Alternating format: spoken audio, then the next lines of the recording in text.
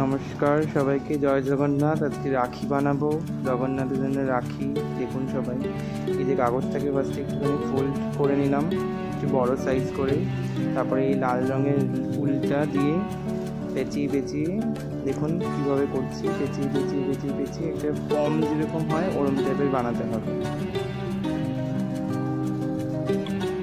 তারপরে হয়ে গেলে এই যে কাট করে, তারপরে আরেকটুখানি ছোট একটা এখান থেকে কাট করে নেব, এই যে এরকম করে কাট করে নেব।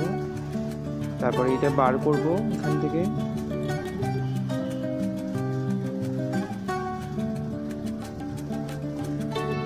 একটু আস্তে করবে না হলে খুলে যাবে। বার করে নিয়ে এবারে মিডিলটা দেখে এরকম সুতোটা দিয়ে টাইট করে একটা গিট বাঁধতে হবে।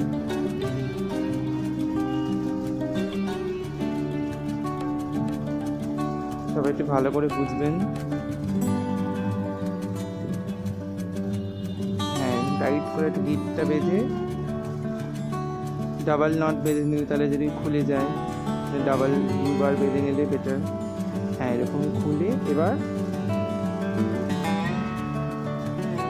কেটে নেব এখান থেকে। হ্যাঁ, এরকম করে গোল করে পুরো চারিদিকটা কেটে নেব।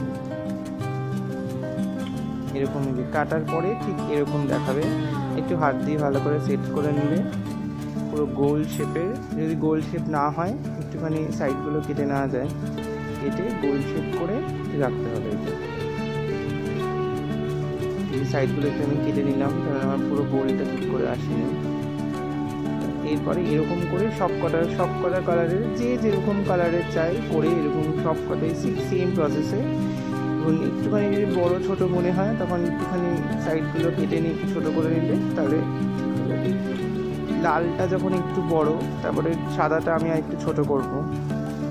এরকম করে প্রত্যেকটা করে নিতে হবে। এই যে রেডটা হয়ে গেল একটু বড়, হোয়াইটটা একটু ছোট হয়ে গেল। এবারে এরকম করে আমি পিঙ্কটাও করে নিলাম, ঠিক সেম প্রসেসেই এরকমভাবেই করতে হবে। একটু হাত দিয়ে দেখে মেপে নিন, যদি মনে হয় একটু বড় হচ্ছে তাহলে একটুখানি কেটে নিলে, কেটে শেপ করে নেবেন, ঠিক হয়ে যাবে। গোল করে শেপ করে নিলেই হয়ে যাবে। গ্রিনটাও ঠিক সেরকমভাবেই আমি করে নিলাম। গ্রিনটা একটুখানি গোল আকারে করতে হবে, কেন ওপরে একদম টপে বসানো হবে, তাই জন্য একটু গোল আকারে করলে দেখতে সুন্দর লাগবে জিনিসটা। ফোলা ফোলা যেরকম পম টাইপের হয়, ঠিক ওরকম টাইপের।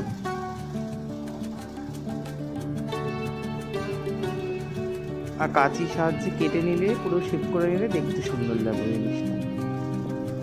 এই যে এরকম হাত দিয়ে একটু উঁচু করে নেবেন, করে নিয়ে এই হ্যাঁ এরকমভাবে বসিয়ে নিতে হবে। তারপরে এরকম বসিয়ে নিয়ে এক এক করে পুরো সুতো দিয়ে সুতোর সাহায্যে পুরো স্টিচ করে নিতে হবে, চারটেই একসাথে।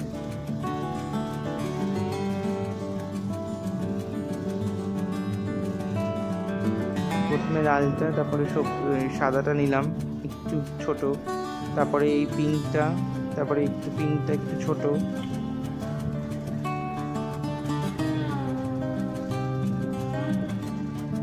তারপরে একদম টপে এই যা চলে গেল, একদম টপে এই সবুজটা।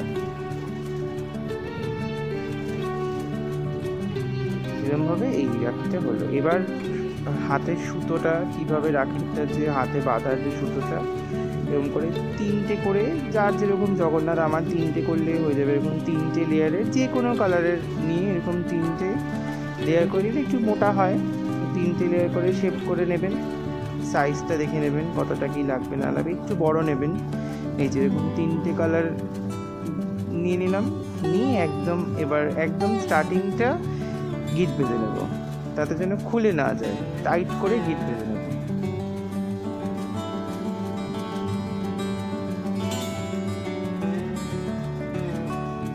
হ্যাঁ,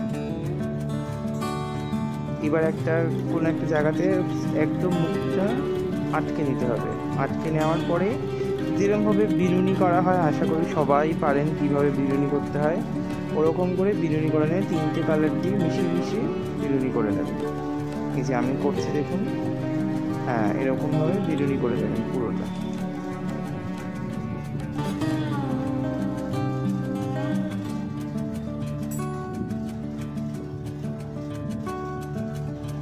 পুরো বিনুনি করে নিলে একদম এন্ডসটা এবার আবার ঠিক সেরকমভাবে ফার্স্ট যেরকমভাবে টাইট করে বেঁধে আটকে নিয়েছিলাম, ঠিক লাস্টটাও এরকম করে আটকে নিয়ে এক্সট্রা যেটা থাকবে সেটা কেটে নিবে।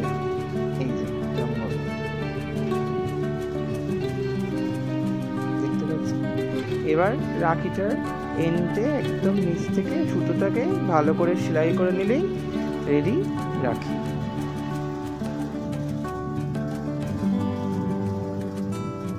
জগন্নাথ জিরা নিজে হাতে রাখি বানান শিখে নিন, সবাই পারবেন, নিশ্চয়ই পারবেন। ঠাকুর সবাইকে সাহায্য করবে, অসুবিধা নেই।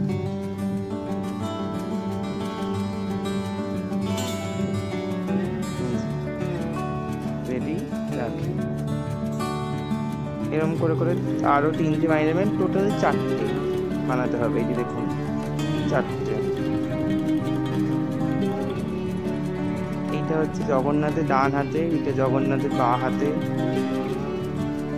এইটা হচ্ছে বলরামের ডান হাতে আর বাঁ হাতে। ডান হাত বাঁ হাত এই কারণেই, জগন্নাথের ডান হাতেরটা নিজের, বাঁ হাতেরটা সুদর্শনের, বলরামের ডান হাতেরটা নিজের, বাঁ হাতেরটা সুভদ্রার। জয় জগন্নাথ।